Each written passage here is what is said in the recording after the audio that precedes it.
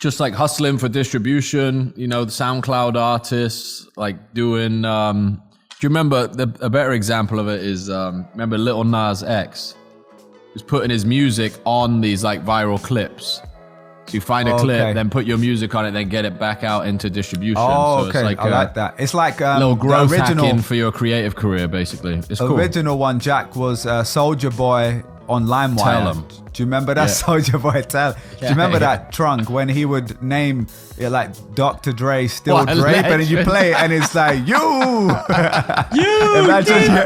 Imagine you're playing, you're ready for Dr. Dre to hit and it's like Soulja Boy. But I great. mean, it's a great song, so that's why it worked, I guess. All right, welcome to another episode of Not Investment Advice. You got Trung Phan, Bilal Zaidi, Jack Butcher. It's Semi here. He's picking up a Chipotle bowl. Yeah, bro. He doesn't this even is know going we to be started, but here we go. This starting is going to be a signal of this entire episode, people. We're doing a quick one for you Getting today. it in and out. This is Quick everyone's one. dad moding, having stuff going. You got to do it. Everyone's got like a chicken with their head cut off day. Blah, what are we talking about Let's today? do it. Super Bowl happened, Trung. I want to hear your thoughts on the great game that we all witnessed. I was joking. Yeah. No, but what relates to us is obviously the ads. We love talking about ads. Super Bowl ads. There was the Claude one is the main one. You look like you've got Claude a few V, others you want to talk OpenAI. about. Yeah. They were fantastic. We'll talk about that in a second. Altman's reply, and then let's see if we get to SaaS-Mageddon, Bitcoin sell-off. Yeah, Trung was we'll definitely in the touch group those for chat on sure. those. Yeah, we we swapped some memes. Yeah. And then we're going to do a deep dive on the Epstein file. No, I'm joking. We're not. Yeah. We get flagged on YouTube. Although I'm sure some of the listeners are curious as to. I'm sure everyone's down the rabbit hole for sure. If they don't mean to be, the algorithm is hitting. So, and talking of which, we did want to talk about the X algo. I think Jack had mentioned that. So we'll see when he's jumping back on with his Chipotle slot bowl. We'll see if he's up for talking about that. And then let's see if we get his trunk. Did you share this? The Mr. Beast bought a bank. Chamath shared that. He said we bought a bank. I don't know what that is. I think he bought a banking app for teenagers, which is what people like. That's a little bit different than having a banking license. Yeah. Okay. Yeah. Let's get that going, and then we'll see if we get to this. YouTube is now apparently bigger than Netflix in revenue. Bro, hold on. Numbers. I think if we're being realistic, we're going to be doing Super Bowl, SaaS-Mageddon, and the Bitcoin sell-off. That's fine. Which is all relevant. Let's get into it. Let's start with that and then see where we're going. Let's just get going. So Super Bowl ads, Trung, what is your take? Do we want to play the Claude ad? No. I think everyone saw that. People probably saw it. And if you didn't, Yeah. you can click through. Rafa, we can link to the thread from Claude that has all of the, but just at eye level, if you didn't see it, they're making fun pretty much of ChatGPT. You could say that was anyone who's doing ads in AI LLMs. And it is like two people speaking and someone's asking a question and then the person responding is talking in their AI voice and then out of nowhere. Bilal, give me, let me do it. Let me ask you. No, I want to hear you your... be the guy. I'm going to be, hold on, no, you be the guy asking the dude for advice on how to get jacked. Go, do it. I'll do that. Okay, all right. Yeah. So Trung, I want to get jacked. What is the plan you're going to give me here? Well, first of all, you picked the wrong guy. Yeah. No. Bilal, that sounds like a great idea. Very agreeable that's a great voice. goal to have, and whatever shape you're in now, we can get to that. Actually, you know what you can really use, Short King? You can use some soul boosters. Yeah, the Short King one was good. Well, Short King's the line they used, right? That was good. But the whole point, the whole... Just want to clarify, I'm a very average height. No, dude, you're the same height as me, brother. Yeah, we go 5'10", 5'11" on a good day when you're rounding up. 5'10", 5. Jack, what are we doing? 5'13"? No, I feel like Jack's at least 6. No, Jack, what are we saying? Are we doxing? Six. I say 6. Yeah. Okay, let's get right to it though, because this is Jack's the joke sneaky that a lot of tall. people had. When you see him on here, he looks like regular Trung and Bilal, and then you see him in person, and he's just. No, but what is the whole point of that ad, right? I'll tell you guys something funny about that ad.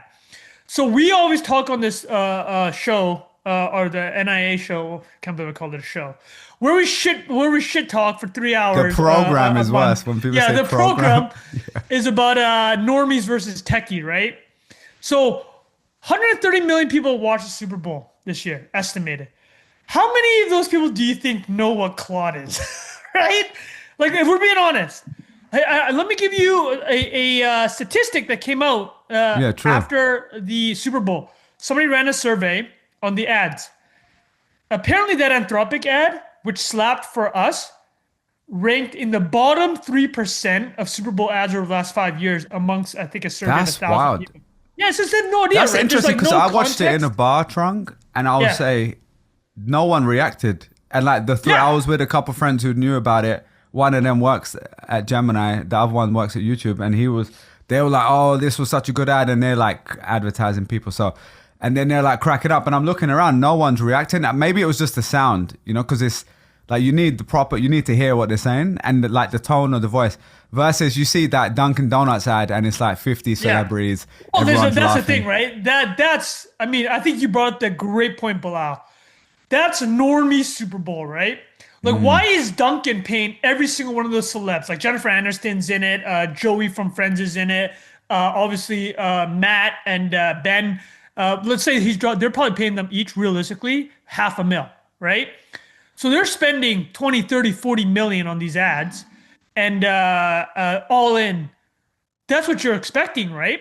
Claude is hitting, like you, me, and Jack were sending around those ads when they posted on Twitter. It went super viral. It was really but good. Because it's like we live in tech Twitter, right? Tech Twitter early adopter. Like everyone's playing with the tool. They know the inside joke. Whereas people on there are like, "What's Claude?" Probably. So let's ask Jack, the ad master. What's your take on the Claude ad and advertising? Because we didn't talk about this last week. The hit that they took towards OpenAI in general. I mean, I think maybe this is a good indication of the Twitter bubble, isn't it? You think something is like slapping, and it's like you're one of like 0.001% reading like 50 AI headlines a day, and all the nuance in that doesn't get communicated to someone that isn't studying that stuff like crazy. But one good tweet I saw on it was like, if the purpose of a thing is what it does, maybe it was just to like piss off Sam Altman, and it did the job. Exactly. Because what happened? Oh, I'm gonna pull it up. We don't have to read the whole thing. It's a long I ain't text. reading all that, but that's you got the but reaction. I'm happy for you. No, but just show the image. Right. Just show the image. Hold on, Bilal. We need. Okay, so is this Sam Altman or is this the other private equity guy that writes essays? No, but Sam, you want to? I mean, sorry, Bill Ackman. Bilal, you Bill want to know what's so funny? Sorry, not other. You know what I'm saying? The other guy. That You writes know essays. this was serious because Sam broke out the capital letters. This guy never breaks out the capital letters. Where's the He's capital? lowercase. He's lowercase everything. So he brings out the uppercase letters. Oh, you're saying here? Yeah. To address Probably this. because So, ChatGPT wrote it. well, just a TLDR here, guys. Let me just summarize. Yeah, I know. what I'm Sam going wrote to take it here. off the screen, but we know But that. there's a big response. When you're hurt, right? you Because write essays. That's the thing. We've all been there, 16 years old, writing that long text. You know what I mean? Hey, I thought we had something special. When you didn't answer my call, I was like, really? Drake mode, but I love Drake mode. I love what Jack just said there. The purpose of the system is what the result was, right?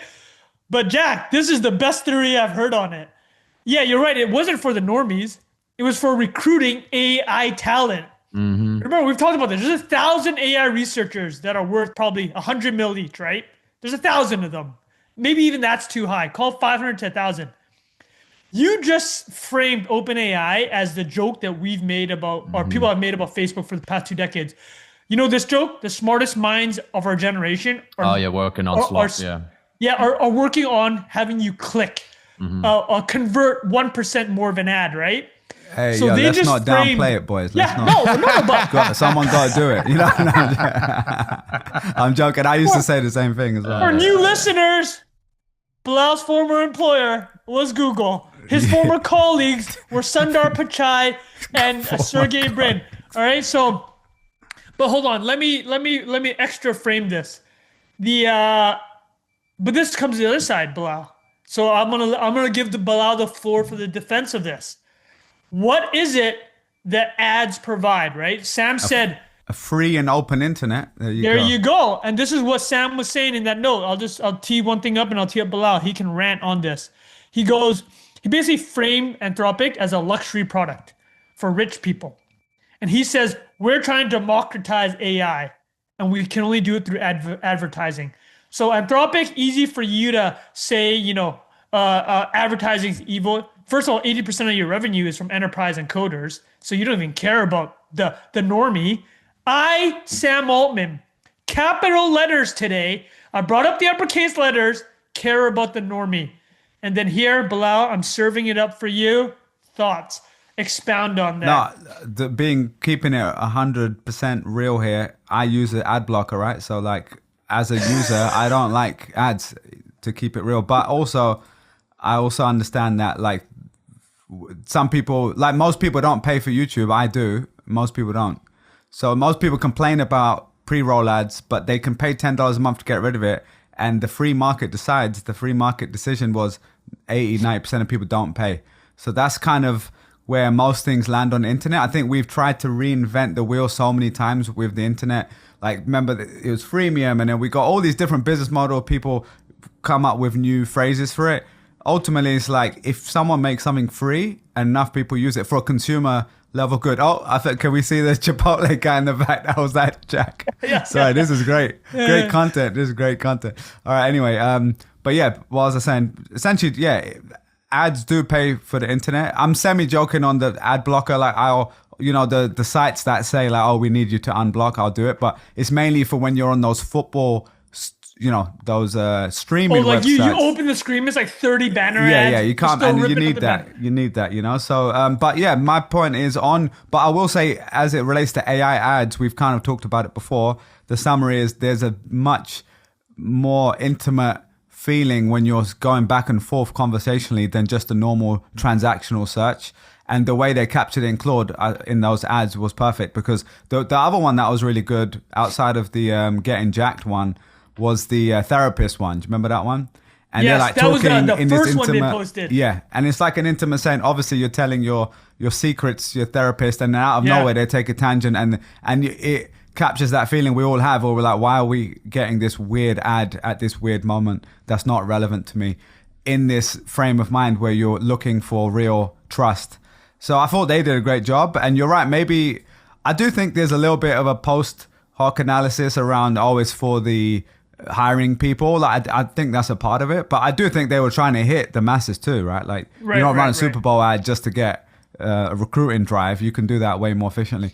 So I think at the same time, it would raise enough awareness. People would probably agree with that sentiment and be like, oh yeah, ads in ChatGPT, that's probably going to put them off. When they see an ad now in ChatGPT, they're going to have a negative feeling towards it if they're using the free version.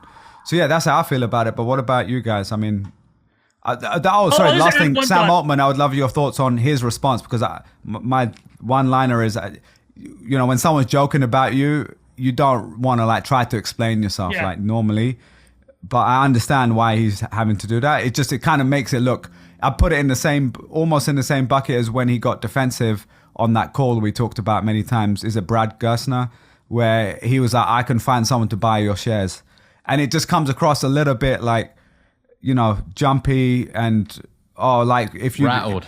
Yeah. It's like when someone's making fun of you in the playground, there's no point writing an essay back to them. You just got to either play fun back or... something else, which I won't say on the pod, because we don't advocate for that here. But I want to hear your points of view, though, boys. What is your take on their general ad, but then also how Sam Altman responded to it? I'll just say this. I'll say, Jack. I'm gonna say Jack nailed it. He got triggered, but after a little bit of thinking about it, I'm gonna kind of have to agree with him on it. It costs Anthropic nothing to do that. And here's the funny thing, if we're being honest, so they've already lost the consumer AI market, if not to OpenAI, which they have, but really Gemini, Bilal's former employer. So in that world, they've already given up on consumer, right? So what difference does it make? Ben Thompson has this saying, he calls it strategy, some things are strategy tax, and he calls this strategy credit. It costs them nothing to say it. The same way it cost Apple nothing 10 years ago to say, we care about your privacy. Yeah, you don't run an ad business, right? It's like you sell hardware. So of course you're going to nuke Zuck and Facebook. It doesn't matter to you, right? Exact same thing's happening here. I'm with Bilal on this. Ads pay for the internet. And you guys told me 2-3 weeks ago, Instagram has really good ads apparently. I don't know, but I've heard from you guys, it has really good ads. So in that world where you're getting fed decent content, like, a good ad is no different than content at this point. So that's my take. That's a good way to put it. Jack, anything else? How's the Chipotle? Yeah, I think I'm complimenting the strategy of it. I'm not saying that ChatGPT is not going to decimate them in consumer. Already has, right? It's like just a good read by them to be like, we're not. I don't know how much it cost. What's the ballpark of a Super Bowl commercial spend? 10 mil, 8 20 mil mil? for the spot, double that for the production. And then actually, the CEO of Roe, the director of consumer healthcare, wrote an amazing post. You guys probably saw it, actually. It was going viral on X. But anyways, he said, I'll just give you the number all in. It's probably 8 mil for the spot, same number for the production. And also with the network, you have to 8 mil for the spot. No, yeah, I'm just saying for what they produced wasn't $8 million of production. No, but he's just saying ballpark. If you do 8 mil for the spot, you could probably multiply it by 2.5 because you also have to spend around that same amount with other properties on NBC. Yeah, I'm seeing estimate of 16 to 29 million all in. 29 is probably like, I'm for assuming Anthropic is not a lot of money though. Like if we were doing for Dunkin' Donuts accounting, was probably the 30. Yeah, exactly. Because Dunkin' had all those people in it, right? Yeah. Yeah. It's to like win mind share with all the people who actually influence the trajectory of their business. They nailed it, was my take. Yeah, fair. Well, the other thing is on the audience size, I got this ping to me from a few people as well. I didn't realize because you kind of forget, you get so immune to how big these numbers are. What was it? 220 people watched Super Bowl? Apparently. 130. Like, but that's US probably, right? 130 US and then... you're saying global. Yeah. But then, for example, this weekend, the Premier League, Liverpool versus Man City, it's not even like a final, right? That's 750 million people watched it. Yeah, Bilal, what's the ARPU of those viewers, though? That's true. What is the average revenue per user? That's true. No, that's definitely a good point. No, that's obviously why there's a big discrepancy in the cost. But I didn't actually realize that. Is that much of a difference? You said 700 mil? 750, yeah. And this is I've seen it from lots of sources. It was like a whole, there was a good few posts about it. Also insane, we don't need to talk about here, but insane finish. But yeah. I love how Bilal just went, I saw it from a lot of different sources. He's not questioning his numbers. Hey man, the AI overview says it's a lot of different valid. No, I mean it makes sense though because it's just like obviously soccer is much bigger viewership like globally. So, but yeah, like you said, ARPU and the other thing is on the value of the ad. Like people sit down and watch the ads for Super Bowl, whereas for the Premier League game, you're going to make a cup of tea at halftime, right? Like that's normally what happens. So, anyway. Anything else on that? I have some other thoughts, but let's talk more about the Super Bowl in general, like bigger picture, right? So 15 of the 66 ads were AI. So it's 23%. And 15 of 63, you said? 66, 15 of 66. Wow. So if we were to multiply that by the 8 million by the 15 ads, that's 120 mil, right?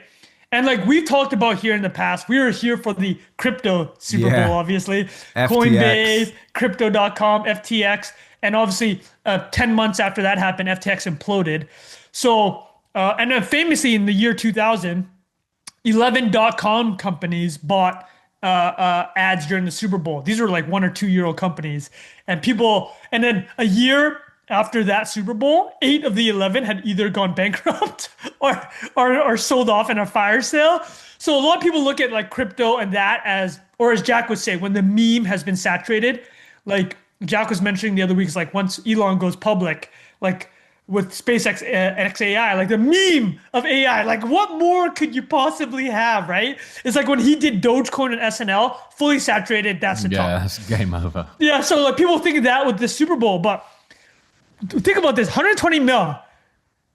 Dude, Meta was literally handing out $200 million contracts to single AI researchers, right? And like OpenAI is paying that, Anthropic's paying that. And then 120 mil versus last 2 weeks is what we've heard from the big tech companies, Amazon, Google, Microsoft, and Meta. They're spending a combined $650 billion on AI data centers this year. So 120 mil is 0.01% of that CapEx spend. It doesn't make a difference, right? It's like, and I'm not saying it's not a bubble. I'm just saying You got some comments right now talking capex, capex right now. Yeah. capex. I'm saying that spend is just irrelevant relative to what they're already spending, right? It's like at this point, you might as well shoot your load on a Super Bowl ad. Like, who cares, right? Yeah, no, it's You guys saw that meme on the French AI initiative. I think it turned out to be a typo, but it was like 30 million. No, what it was this. It wasn't a typo. Right? Yeah, Macron. They're giving 30 mil to AI researchers, but like they made this giant announcement. And if the listeners want to laugh, just go to Emmanuel Macron's profile, and he had to translate one of his. So he clapped back at the haters, and he clapped back by re-quoting what they said. And the very first thing he wrote is the chirp was, "Look at this clown Macron thinking 30 million euros will fix AI." That gets translated in his French version.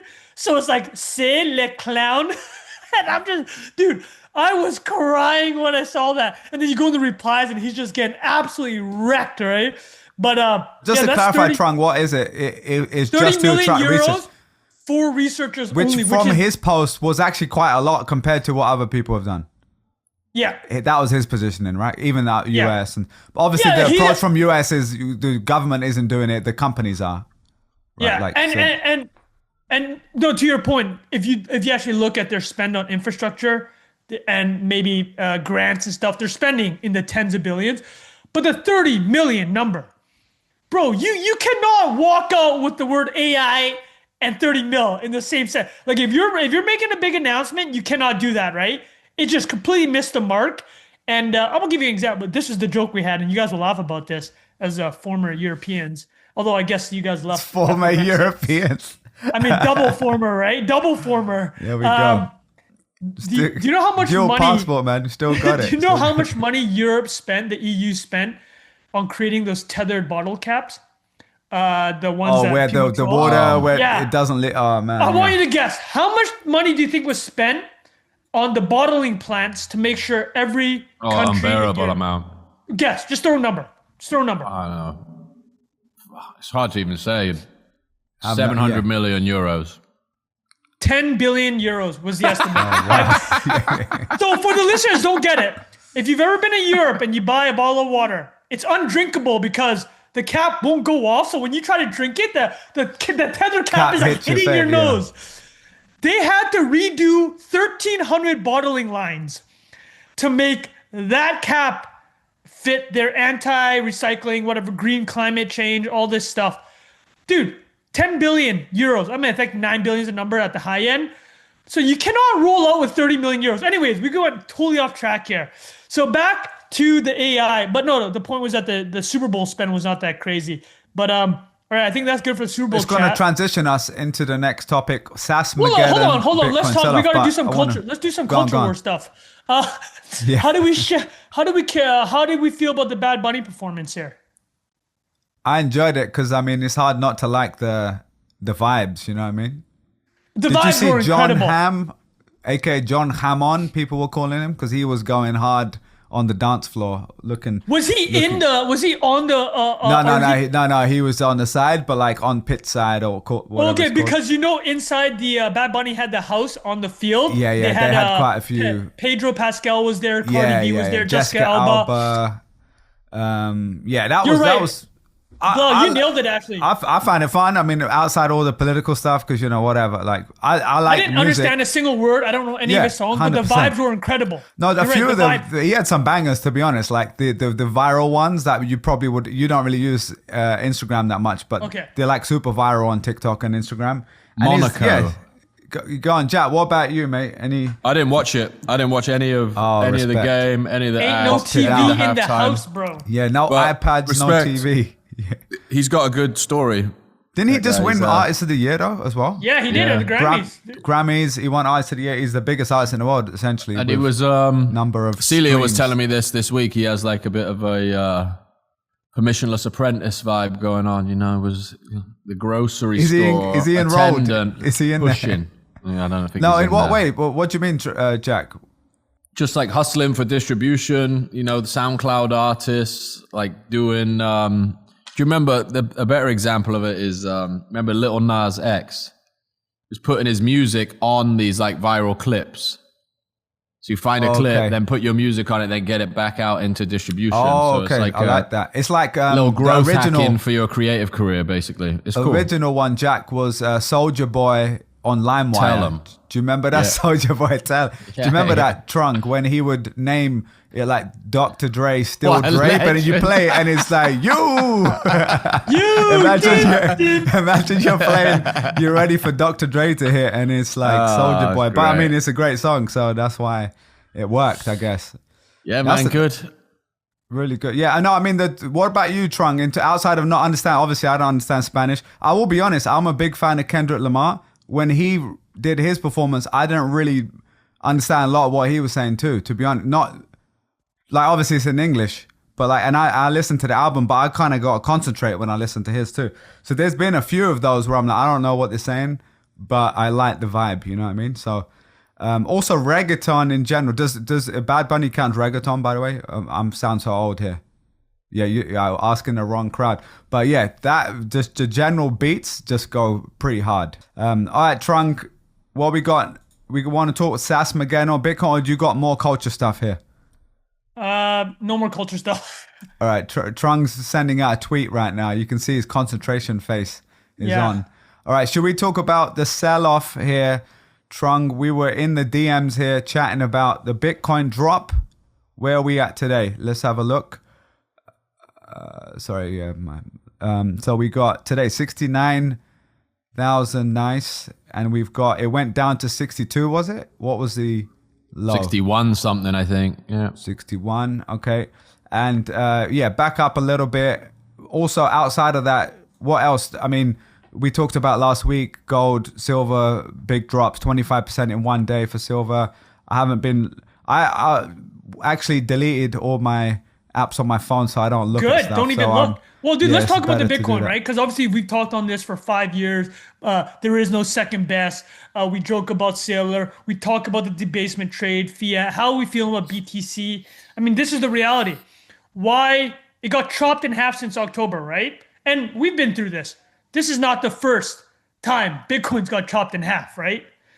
But people have brought up a lot of good points. The general consensus is that this is the most bearish feeling of a cut in half for a couple reasons.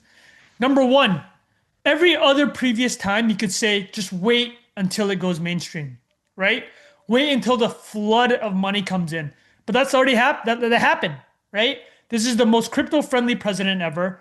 The IBIT, the Bitcoin ETF, is the fastest ETF in the history to hit 100 bill. I think it's chopped down to 60 bill now.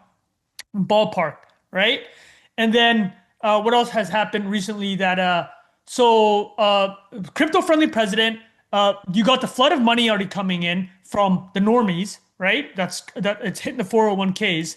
And it also lost the digital gold kind of thesis, because it turns out gold is the next gold. Yeah, right? fair It's enough. like Yeah. gold has tripled since since Russia invaded Ukraine, and then America froze the Russian assets. Hundreds of billions of treasuries were frozen. So China and Russia and India, because these are sovereign, whatever. This is a non-political statement. These are sovereign, truly sovereign nations, right? They can. The way I kind of test sovereignty now is this: can you invade another country? That's kind of like the reality.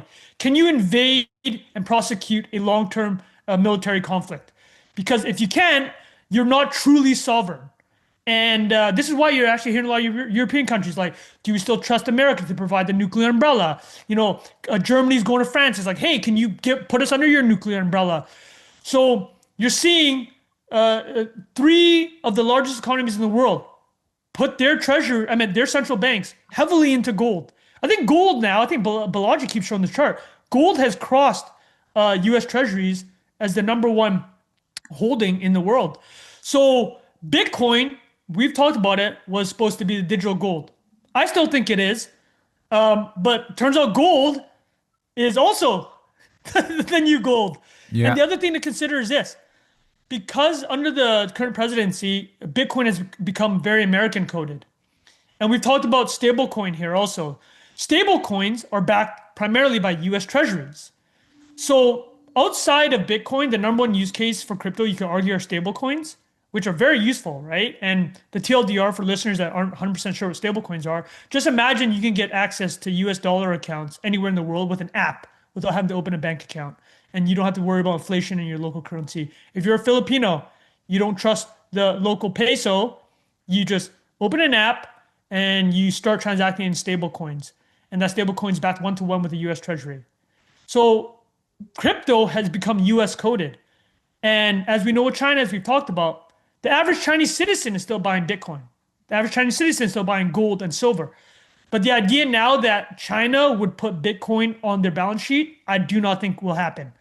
And now you've just taken the largest surplus, the trade surplus. No one in the world has more of a trade surplus than China. That's $1 trillion a year. They will not put that into Bitcoin, right? So that story has been pulled away. So you're losing a lot of these narratives that were going to drive the next leg up in Bitcoin.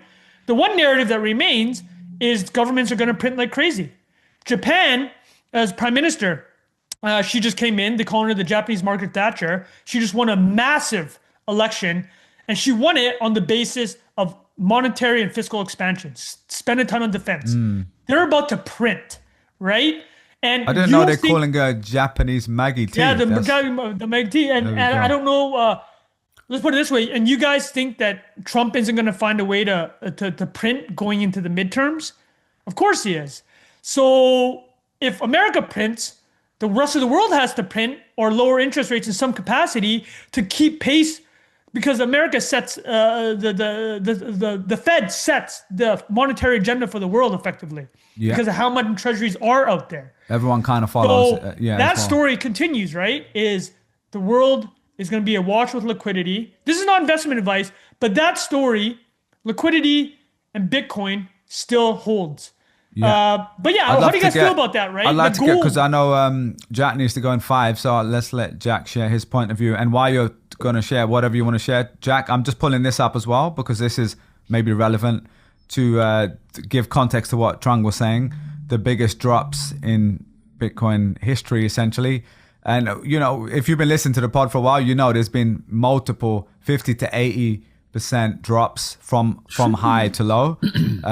And so, yeah, if you want to reference any of this, you can. But the current one is around here, 126 to 60%, around 50% drop. 2021, when we did this pod, 64 to basically 69 to 29. 2020 was 10K to 3K, which sounds crazy. That was only 2020. 21 to 22 was 69K to 15.5. So there's been a bunch. The big one earlier, 20K to 3K was a massive one. 84, that was 70. That was probably when I first bought Bitcoin, and it was around that stage where I was like, oh my God, this is the end of the world. You don't know much about it. But that's the only thing I'd say, is that there hasn't been a precedent for this. It's not a new thing. Very volatile asset. So Jack, any thoughts before you have to pop off? Volatility is a gift to the faithful, as our friend of the pod. Who's the friend of the pod? Michael Saylor. Yeah. I mean, I think it's basically the big narrative is like people thought the 4-year cycle was not a thing because of the like new adoption, ETFs, all this stuff. And maybe it's closer to the actual behavior of this thing over the long term. Did you also see the like software ETF comparison? Have you seen that? No, what was that saying? There's like basically a 1-to-1 relationship between one of the biggest software ETFs and Bitcoin. You know, that massive software. Yeah, we talked about it, right? It's become like software plus. And but yeah, that makes sense to what you said, Trung, around basically liquidity driving it and it being really a growth stock on steroids equivalent performance-wise versus what digital gold is actually often. Well, gold is the opposite. In uncertainty, you buy gold usually. So that's what's interesting. I will also just add one piece of context. Other things also got hit it wasn't like in isolation, right? It wasn't just like out of nowhere this one thing happened to Bitcoin. It was a bit of a liquidity this pull is across we're the board. talking about too, right? Because people Yeah. were talking about this is multivariate, like what were the causes? Yeah. And people traced it back to 1010 is what they called it. You guys remember like early October, Bitcoin got chopped when it hit the high. So this is actually a valid point, and this is worth talking about because again, Bitcoin has lost some of the narratives, but as we talked about, the liquidity narrative is very much there, as Bilal just pointed out. The world gets flooded with money, Bitcoin will rip. That's just, it will happen. Not investment advice, but that's just like, that is what it's linked to. But the other thing with IBIT is this, and all the Bitcoin ETFs. You can run derivatives and futures against those products now. So people analyze a lot of the IBIT movements. It looked like some hedge funds blew up, some multi-strategy hedge funds, so equities, fixed income, and crypto. And they blew up because the software trade blew up 2-3 weeks ago. We'll talk about it. AI and recent Claude releases has made people question the moat of SaaS businesses, right? And that sell-off hurt a lot of balance sheets, and those companies were forced to deleverage. So, and crypto, Bitcoin ETFs particularly, they're just as liquid as any instrument now. You just sell them and dump them. They had to dump, they got margin called. So that was part of this massive explosion or implosion. Yeah. Jack, I know you got a bounce in a second. Anything else on that last part on your feeling towards it? I think you said the volatility is, though I've been saying volatility is price of entry, right? Like for any of these things to get the gain, that's part of the game for all of these assets. It hasn't managed to become it's just not big enough of an asset to compete as like a global store, like on the narrative as global store of value. But every cycle that market cap ebbs, or so far history has proven it's like grinds its way back up, gets into the conversation again, and then fear takes over, mate, and it settles back on its next best narrative of the time, which right now is like, oh, it's a software product, which is obviously underselling the invention that is Bitcoin. Jack, you want to know what the next leg narrative is? It's probably that it is the solution to AI in a world of digital abundance, which is what AI is creating. True scarcity backed by effort, encryption, energy, sugar powered Teslas, exactly, backed by an encrypted wall of energy. Yeah, so I mean, like there are. Jack nailed it. It's the narrative, right? It's so narrative driven, and because it lost kind of, man, it's so funny. The next gold turns out it was gold, and it turns out it was silver, right? Silver, I think global market cap is the second large, even more than Nvidia at this point. What is it? Asset market cap global. Trung, why are you pulling up? I would also just what you just said there. Yeah, Trung, you said is narrative based. I would ask the question, what isn't narrative based? Now you can add, stocks have forward cash flow, like, all the numbers that you're going to look at, PE ratios, market fundamentals, cap, fundamentals, right? Intrinsic value, etc. But in this case, in a way, like Bitcoin or any of these more in air quotes speculative markets, the value of Bitcoin is greater in the future if you believe that, because of demand for it and limited supply, and the demand is driven by people think it's going to be more in the future, right? So I would argue the same for houses. I'd argue the same for most AI stocks right now, and pretty much anything that you're investing in, there is an element of, I don't want to use the word speculation because people conflate that with something else, but you think it's going up. That's why you hold it, right? That's why any of them are going up, really. Now, someone on this is like screaming to the phone saying, you just compared a house. And I get it, you live in a house, I get that. But that's not the point. The reason there's a narrative that for many, many years you would keep buying a house is because you ask your parents and they say it's a safe investment. It will always go up, even though that's not correct, right? So there's, if there was no increase in value of houses, they would not be at the value they rental are, right? income, bro, and you're living in it. There you go. Yeah, no, I mean, like, true. Well, the argument, I mean, of course, that's closer to stocks in that case, right? Well, the thing is this, like, people will say Bitcoin has no intrinsic value, right? And because there's no cash flow. But that's the same argument that was made about gold. But the other argument, gold has been around for 10,000 years, right? Is like, it's super Lindy. We talk about Lindy a lot on the show, and that it turns out gold is Lindy. And when you speak to real people like you who've studied CFA and you're advising people, obviously you don't, not investment advice, but you were qualified to do so. When I've spoken to those people, if you even use the word digital gold to them, most of them will be like, oh no, that's just like, that's not a narrative that's really landed, right? And you compare it to gold and they're like, well, not really. Like, I don't see it like that. Now, the only thing I'd say is a lot of those people also aren't telling people to put their mortgage as the house to buy gold either. It's still a speculative, in air quotes, investment. And so where I kind of land with all of this stuff is not much has really changed in my head in terms of why I would hold this in the first place, is because I think it probably will be long-term something that maybe goes up. But I also know there's a lot of risk. And because of that, I've had to be very disciplined around what percentage I can afford to have in my kind of portfolio, right? So like, I can't put the whole house on it because this is what it happens. Every few years, there's a 50 to 80% drop and you're shitting yourself, right? Like every single time, it's the same feeling. Like I have the memes last week was when you put all your money in Bitcoin for a debasement trade to save 3% on inflation, but then lost 50% of it. Yeah, exactly. But I will say, like, we've talked a lot about, Jack mentioned it, 4-year cycles. There's lots of videos you can go watch, like Bob Lucas's stuff on YouTube if you're interested in 4-year cycle stuff. I don't fully agree with everything, but he does a really good job of explaining it in chart form. And throughout this process, he was sharing, I was following a lot of his stuff on that. Now, the truth is, no one can predict when the high is, right? Like, that's the other angle to this. What happened this cycle versus last cycle? Let's say this is the end of that cycle, and now we're in a bearish market, probably, right? Very likely, we're down 50%.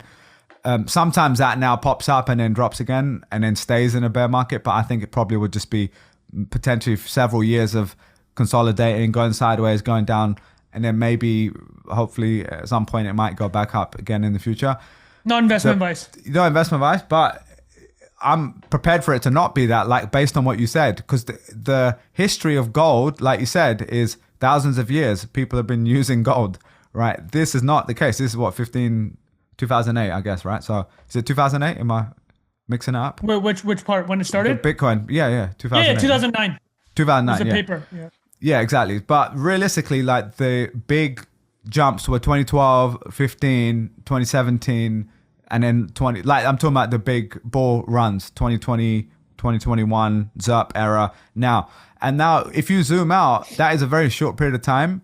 Each cycle, if you can call it that, you're building more of a case that, oh, this works in this way. It also obviously coincides with the halving cycle as well, right? Without getting all into the technical. We got ourselves a halving. Yeah, we got halving in a different way, but in terms of the supply and all that sort of stuff, so there is still a limited supply. So as demand grows, and then also people get hyped and they're like, oh, it's going up again, it's doing the same thing, it puts more fuel on the fire. And then on the downside, obviously in this space, there's lots of leverage, a lot of crazy leverage. Obviously it's more regulated now, but in parts of the world it's not. And people are doing 200x leverage on this stuff. Like, so on the downside, there's actually, I'm maybe saying a crazy number there, but I'm exaggerating. On the downside, there's a don't even put a number, bro. What I'm saying? What is it? Escalate? No, stairs up, escalator down, right? Exactly. Yeah. So that we know that from, and you saw it, that jumped down to 60 the day after it popped back up 10% to 67 or whatever, 68 again. That is very common. And so, yeah, this is a long way of saying, who the hell knows? No one knows. If anyone could predict the top and the bottom, they would not be telling people. No one can, like anything else. So it is a good reminder, though, when things are feeling good and bubbly and everyone's like feeling, oh, this can just go up forever. Like in the last year, I had several conversations with people who were kind of learning about it. And they're like, oh, I just think it's probably going to go up. So I'm probably going to put this amount in. And I don't like to give advice to people about it because it's just like a personal decision, but I'm very careful to be like, just a heads up, this has done this multiple times. It drops 50 to 8%, has happened. I don't know when that's going to happen. It's very likely it will happen again, given that that's happened multiple times. As long if you are going to buy this, just make sure you are okay with that feeling, because when it happens, it's really difficult. Like you can read the psychology of money all you want, right? It's different when it drops 50% and you're like, oh, this money is going to my family. And, oh, like you're seeing this massive decrease and you're comparing it to, your salary or whatever, like, you know, but that's what normally happens psychologically. So that is why the other thing I shared, I don't know if I shared it in a group chat or with another friend, but someone tweeted, well, this is exactly, you're proving why people who say, oh, you got so lucky that you bought this thing so early, like you would have 100% sold it, right? Oh, like, yeah. And this is what people have been dealing with like multiple times, from a lot of those people who started in 2010, 11, 12. They call it paper handing or, you know, diamond hands for a reason, right? Because it was, to actually see it through was almost like a stupid decision. Like all rationality goes out the window when something drops 8% and you're like, oh yeah, I'm just going to ride it out. You either need to be in a really bulletproof position where it doesn't matter to you and you just kind of lock it away and it doesn't matter, or it's a small amount that it's insignificant, or it's like, when you start rationally looking at it, there's no real rational reason to be taking on that level of stress for most people. So anyway, that's kind of how I feel about it. But yeah, anything else, Trung, on your point of view? Let's talk about the SaaS-Mageddon. Has it changed your opinion on anything? Yeah, I mean, like the gold narrative, that digital gold part was like that. I mean, that was the store value, right? That was the idea. But to your point, the two things I've said, the liquidity question is still super relevant, and I just think the things we've talked about in the past 4 or 5 years is like, it does have a lot of properties that are much better than gold, right? It's like significantly more transferable, right? And the digital aspect of it, although, you know, people are trying to graft a lot of digital stuff on top of gold too now, but I would say that Bitcoin, and we talk about Lindy, is like the mind share is incredible, right? And like the brand of it is extraordinarily strong, but the digital gold and becoming more US coded could hurt it in terms of a lot of the pickup that we've talked about in like kind of the central bank, global central banks, which would have been so much liquidity, right? All right. So what about SaaS-Mageddon did you have here, Trung? Was this related in a similar time frame, right? But what was there was just a lot of the SaaS companies getting hit, you're saying? This was more AI related though, no? This is related to AI. Yeah. So you were saying that AI, you're talking about a lot of the big SaaS companies, people are saying, why would you pay for this when you could make it yourself internally for a lot cheaper? Is that what you're saying? Or is there more to it? Yeah, no, that's exactly what they're saying. So I'll ask you this, is like, Bilal, you probably had these conversations, right? And or heard them in your circles. It's like, oh man, I can vibe code a CRM while I'm paying Salesforce, like whatever, $500 a month, right?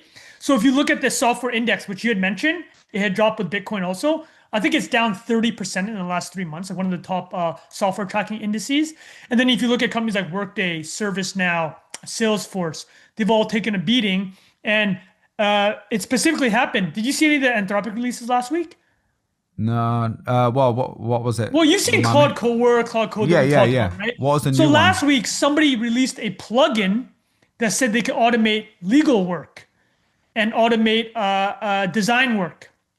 And companies in those spaces tanked, right? And financial services work too. But like this, we should talk about this on a deep dive on another episode. But here's the TLDR that I'll say. I'll say 3 points. Point number one is software is becoming commodity. If you talk to any of the top coders, just look at Anthropic and OpenAI. They say internally they're not even writing code now. That doesn't mean they're not working. They're designing, making sure the specs are correct and the outcomes, you know, like total like Steve Jobs taste stuff, right? Like the joke about, what's his name? The music guy. Yeah, the music guy. With the book. Yeah, what's his name? Rick Rubin. The Rick Rubin face. The video of like, he doesn't, I don't make music. I don't know anything about music. I don't play an instrument. But listen to Andre Karpathy, you know, for OpenAI co-founder, former head of Tesla. He's like, I haven't coded in 3 months. And but he's setting specs, right? And it's total manager mode. Or what Jensen said is like, he's becoming a CEO of agents. I bet internally within the next 6 months, we're already hearing from Anthropic that they've released products without any coding done. Like they set the specs, they plan it, but they don't code. I bet OpenAI and Anthropic by the end of the year, they'll do zero coding. Yeah, their teams. They'll be managing agents doing all the coding. That's high level work, right? It's abstract work. But Bilal, somebody wrote this. Dean Ball, He's worked with the Trump administration on AI policy. I don't know if he's still there, but he wrote an article. He's like, there's a world where by the end of the year, Anthropic and OpenAI will have hundreds of thousands of employees because of the AI agents, right? But AI wait, sorry, he's counting the agents as he's saying the employees? agents, yeah. Imagine they'll have 100,000 top tier engineers based on the progress of. He's calling the agent a yeah, employee. AI based on because they're already like Anthropic said 90% of the code is made by agents now. 90? Right? So 90. That's crazy. Dario. Do you think that's also? But I mean, I'd love to get people's take on that. Who obviously they're incentivized to say that, right? I'm not saying they're lying, but I'm just saying they're the most cutting edge. They also have the skill set and the culture to execute that. We know from history, most companies aren't at that. It takes way longer than you think a lot of the time. So it's the same way like when 20 years ago, when I was selling stuff on the internet, I was like, oh, everyone's going to sell everything on the internet because it's quicker, you can pick it, it's cheaper, it delivered to your house. And 20 years later, it's at 80%. You're right. It's offline still. I'm saying, Right, so- I'm taking the other side of trade. I think the fast takeoff is happening. You're saying it actually is. Okay, fair. I think it is happening. And this is just from seeing the people at the labs talking about it already. They're basically just saying, listen, we are not coding. They are straight up. I mean, is some of this maybe they're hyping themselves up for the next raise? Maybe. But I can tell you right now, No, but you're right, yeah. I know coders that say they haven't touched code. They run 10 agents and they're like the coding quality is at their level. This isn't to say that they don't have to do stuff. Yeah, they're not Maintaining is another redundant. issue. Yeah. They still have to maintain it because there's a lot, like the coding is not perfect. You still have to maintain it. But so I brought it up as point number one because this software is becoming a total commodity. Okay. So, and you can create a new feature, but let's bring me to my second point. What is a defensible moat for a SaaS company? So let's take Workday, right? Or let's even take Salesforce. So what's Salesforce? It has a system of record, right? It's plugged into a lot of people's databases for companies because they spend so much money like integrating. Yeah, to unplug from that is a lot of work. Exactly, right? So it really is different moats now. And I'll give you the best example, DocuSign. The running joke we always have about DocuSign is how could DocuSign have 7,000 employees, right? Right? You've seen that joke? But you actually think about what they're doing, it's actually insane. They have to do they probably process billions of signatures a month. I was going to say, just to clarify, you're saying people think 7,000 is a lot for a lot. what you think to be a small company. Yeah. Yeah, dude, it's like what? But everyone uses it. It's a PDF signature form, right? Yeah, How hard could it possibly be? Yeah. But actually, because the service is mission critical, I'm not going to vibe code a DocuSign and that a Fortune 500 is going to use, right? Remember, DocuSign has thousands of lawyer contractors, hundreds in-house, right? And they have to be up, their uptime has to be 99.9999999%. Because if you need to close a deal, $1 billion deal at 1 p.m. today, you're not going to use Trung's vibe-coded DocuSign, right, Bilal? You need that deal 100% done. So the mission critical stuff is the stuff that you're going to pay for. There's no one in the world that's going to vibe code a DocuSign. I'm not saying that DocuSign should be worth $60 billion, which is what it was at the peak of COVID. It's worth about $10 billion now. I'm just saying there are certain services you will just not vibe code because the value is not in the code. It's in the trust, the compliance, the maintenance. I would also say, honestly, the service in SaaS is a big thing because people forget, like Oracle, Salesforce, like these big ones. Now, I'm not saying they're not bloated, but people forget how much of it is like, even if they are using AI to customize stuff for them, a lot of it is like, I'm this specific company and I need you to customize this exactly to my needs. Make sure the regulation, all the boring, like to me, boring stuff, like make sure all the regulations are covered, make sure it's SOC 2 compliant or whatever the phrase is, right? Like all that stuff that me vibe coding in my room is not focusing on doing that and 100%. Building infrastructure. Now, long term, is that enough? Probably not. But if you combine that with what you said of you're already in you there, nailed it. You know, it's a Trust, bit of a compliance data. So that brings me to my third thing is like, you know, again, non-investment advice, but where's the split going to happen? You're going to see companies. Okay, first of all, it's this. The TAM for SaaS companies is not the same anymore for a lot of them. You're just not, because some companies, smaller ones, for example, you're probably going to lose a lot of small clients. They don't want to pay Salesforce the full price tag, right? The whatever the MSRP is on a full Salesforce engagement. They're just going to skip that. They can vibe code that internally, build it custom, right? That's a smaller company. Fortune 500s, they're not going anywhere. So the TAM, though, the total addressable market for a lot of these traditional B2B SaaS companies has gotten smaller because individuals and small companies just will not be willing to pay those prices, right? But this is a great point a lot of people bring up.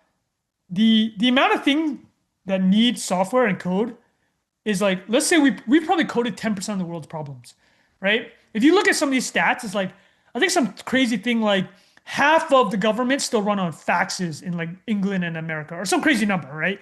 20, 30, 40%. It's like digital adoption takes a long time, but code now, high quality code becoming a commodity, it just changes where the money is going to be made, right? So like we said, more defensibility is probably tighter data integration, compliance, trust, high value, and like, things that you're not gonna mess around in medical settings, legal settings, financial services settings with a vibe coded app, right? Yeah. Yeah, it needs to be. But that's also an opportunity, for example, totally. The startup that is well-funded and completely compliant in the legal world, which obviously there's a bunch of them already operating, that one of them or two of them are going to be massive companies, right? If they're not already. But they are so specific. They come from that world. They understand. Yeah. Well, they don't necessarily have to come from that world, but they know the ins and outs of it versus just like this horizontal thing of, oh, why don't you use Claude or ChatGPT for your legal documents? Like that's 100%. There's space for like verticalization in that. So yeah, I mean, what else is there? You said finance. What are the high? Finance, healthcare, legal. Yeah, healthcare is a big one. Processes within companies. So taking a tax. So actually, so you can file your taxes, right? That's fine, basic file. But what if you get audited? You will want a company that is willing to take the audit risk, or someone to take that. So friend of the pod, Sheil, somebody from his Sheil Monhat. Sorry if I got the last name wrong, but someone from his company, his venture firm, wrote an article. And wrote about how the use tax is a perfect example. Think about it. TurboTax, you could probably vibe code TurboTax. But if you want the extra layer where they will take the audit on, you're not going to do the vibe coded version of that, right? You're going to pay for the trust and the legal risk that they might have to take on. So different parts of the stack now will be where the value gets made. So in summary, I'd say this. I think the TAM for a lot of B2B SaaS companies is smaller, right? And a smaller TAM reduces their multiple, which is what we're seeing. Their multiples are falling. Similar thing happened during COVID. When we were joking, when all these SaaS companies were blowing up, they were getting crazy multiples because everybody's like, oh my God, we're going digital. The whole world's going digital. It turns out we just pulled for that demand and stayed on the same pace. So we'll talk more about this, but yeah, super interesting stuff's happening. Trung, I mean, talking of that, I'm looking at Figma is one we shared in the group chat. Yeah, there you go. Oh man, this is sad. Bilal, why don't you show it? Yeah, 1 second, share screen. So Figma is a great example, right? I'm just looking Figma can you see not this? This is in the last. What's the market cap now? Okay, so Adobe tried to buy Figma 2-3 years ago down for 80% $20 billion. pretty much. Yeah, and now it's a $12 billion public company, down 80. And just to clarify, this is just as the lockup for a lot of those early employees. This is the thing, right? You've worked there for. Look, I'm sure they're still fine, but a few of those people I know, and they've been waiting. And they're like, oh man, like you can't sell your stock, and you're seeing everyone else get to sell their stuff. Well, Bilal, let's hit it. Let's hit this point specifically. What's interesting about this is Figma. Think about what you and I just discussed. Does Figma hit you on the trust side? Is it a compliance thing? Is it it's tied in with the company actually. It has a bit of a network effect, so that's important, right? Because it's multiplayer. But the trust and compliance stuff is not that like whether your design is nice is not going to cost you billions in legal ramifications, right? Yeah. So it doesn't have that. Like, anyways, this will be a super interesting thing. I guarantee you we'll be talking more about it in the future. I'm curious to get your take real quick on it. Do you think a lot of these are because of the AI narrative, but a lot of this is kind of also related to just like interest rates and stuff, right? Or not interest rates specifically, but the sentiment around basically the opposite of ZERP era, right? Yeah. So like the more I've been following this stuff as an amateur, the more I realize that so much of stocks is like people saying after the fact, analyzing like this happened, this is because of AI, it's because of this, when really a lot of it is just to do with what sort of macro environment are we in? Is money cheap or is money expensive? Is there a recession or not? Is there a war or not? Like there's three. Well, Bilal, you remember the tweet? It's like during COVID, it was like we posted as a meme of the day. Just finding out that my entire personality is linked to the global interest rate. Yeah, It's like how you feel about life was literally what is it? In ZERP, everyone's laughing, right? Free money, Exactly. you're YOLOing, everything's going up. Also, every everyone day. thinks they're genius, and they're like, I remember speaking to people who literally don't even know what a PE ratio is, saying, "Oh, I put literally 7 figures on Shopify because more people are gonna do e-commerce in the future." That's their whole thesis, right? Like, it's not. Oh yeah, I agree with that first line. The second line is how does it compare to what else is in the market? What's the valuation? Like all the 50 things you're gonna do if you're an analyst of that stock, right? But they were making money, so they're like, oh well, I'm a genius, right? I'm so smart. One of my friends, who I won't say his name, who's an engineer, he was like, I should start a hedge fund, and he's like, I'm outperforming everyone. And I'm like, yeah, okay, just hold your horses here, because that's how you feel when everything's going up, and so that is. You know, when you zoom out and you look at history, I know your boy, friend of the pod, is it Sirkin, right? His new book. Have you read that yet? I haven't read it yet. You know about it though. The stock. It's about 1920s or something.